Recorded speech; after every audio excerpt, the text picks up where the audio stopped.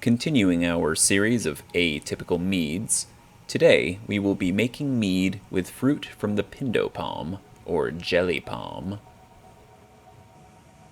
Once common trees in yards across the American South, they've fallen out of favor in recent times, partially because of their tendency to make a mess. The sweet fruit is also a favorite of wasps and bees.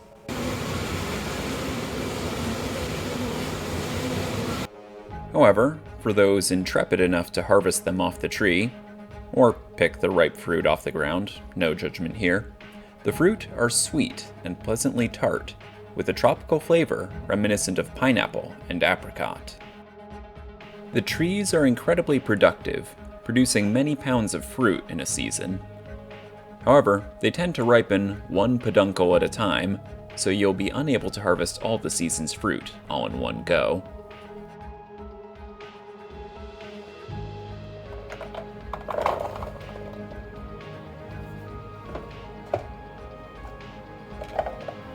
This day's harvest produced 418 grams of fruit, just under a pound. I attempted to separate the pits from the fruit by simmering them down into a jelly. However, the fibrous flesh clings tenaciously to the pits, and, in the end, I had to laboriously separate them out by hand.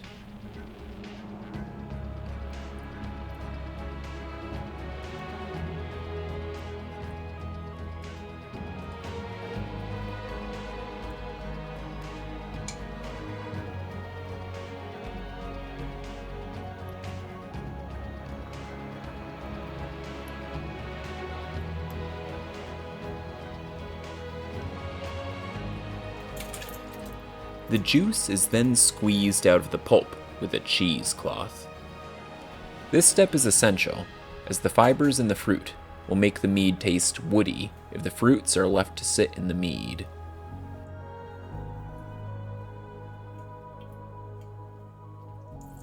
In all, I was able to extract 1.5 cups of juice, though this really just depends on how much water you add during the simmering process.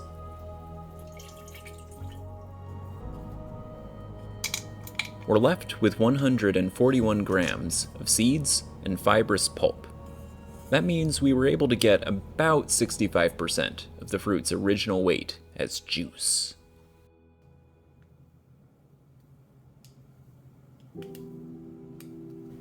It's now time to prepare the must. Half a packet of white wine yeast is woken up in a cup of warm water with a dash of honey.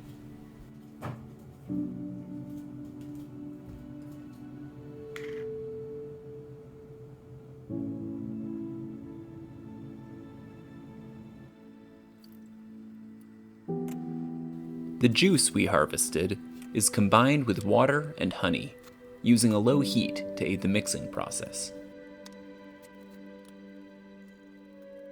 We're using 4.5 cups of local orange blossom honey for this batch, enough to make a gallon of mead.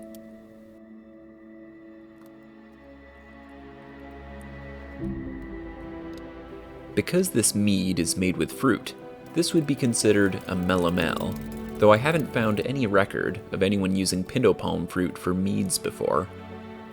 It does, however, have a long history of being brewed with sugar to make a sort of wine, giving the trees the moniker of wine palms in some regions.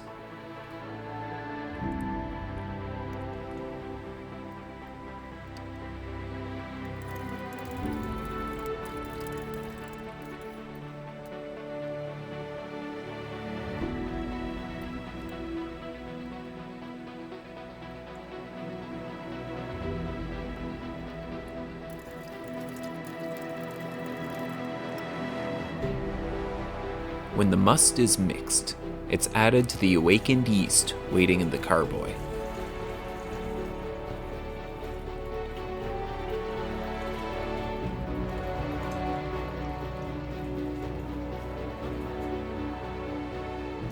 Enough water is added to bring the level up to a full gallon.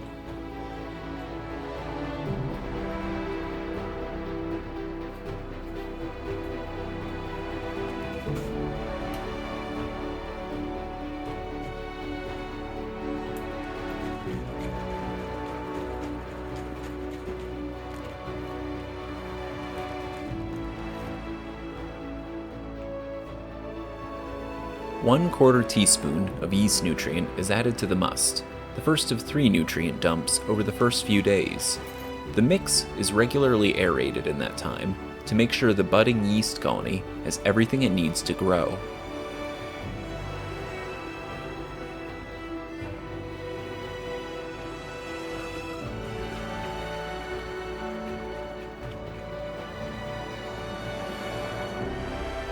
The mead is racked after 2 weeks to get it off of the dead yeast, and bottled after a 3rd week. Even after clarifying with bentonite clay, the batch remained cloudy, with sediment slowly falling out of solution in the bottle.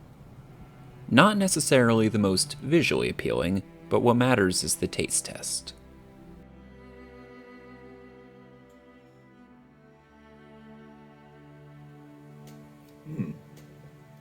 That's good. Good balance of sweetness with a bit of tartness from the fruit, and almost none of the off flavors from the fibers made it into the final product. So that is a good, very well balanced beverage.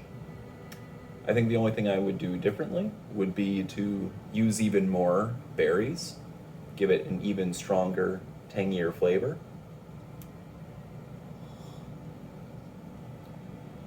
But that works perfectly well as it is. It's only been aged 2 weeks. I think it would only get better with time. So I'm gonna say that's a win.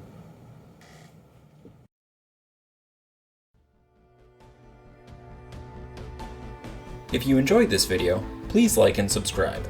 Or don't, I am not a beggar.